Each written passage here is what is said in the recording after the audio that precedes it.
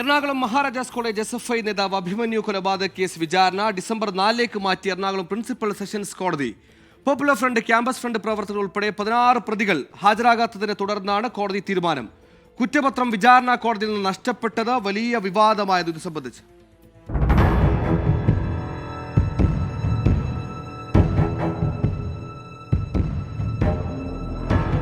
2018 July 2 പുലർച്ചെയായിരുന്നു popular front പ്രവർത്തകർ SFI നേതാവ് അഭിമന്യുവിനെ കുത്തിക്കൊലപ്പെടുത്തിയത്.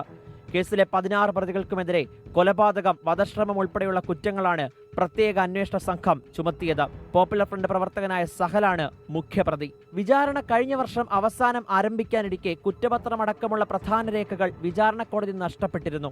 ഹൈക്കോടതി നിർദ്ദേശപ്രകാരം പ്രോസിക്യൂഷന്റെ നേതൃത്വത്തിൽ പുനഃസൃഷ്ടിച്ചായിരുന്നു രേഖകൾ വിചാരണ കോടതിക്ക് മുമ്പാകെ സമർപ്പിച്ചത്. അതേസമയം കേസ് ഡിസംബർ 4 മാറ്റിയതായി എറണാകുളം പ്രിൻസിപ്പൽ സെഷൻസ് കോടതി അറിയിച്ചു.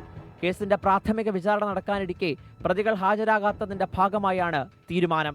വിസ്താരത്തിൽ കേസിന്റെ കുറ്റപത്രത്തിനനുസരിച്ച് പ്രോസിക്യൂഷന്റെയും പ്രതിഭാഗത്തിന്റെയും വാദം കേൾക്കും.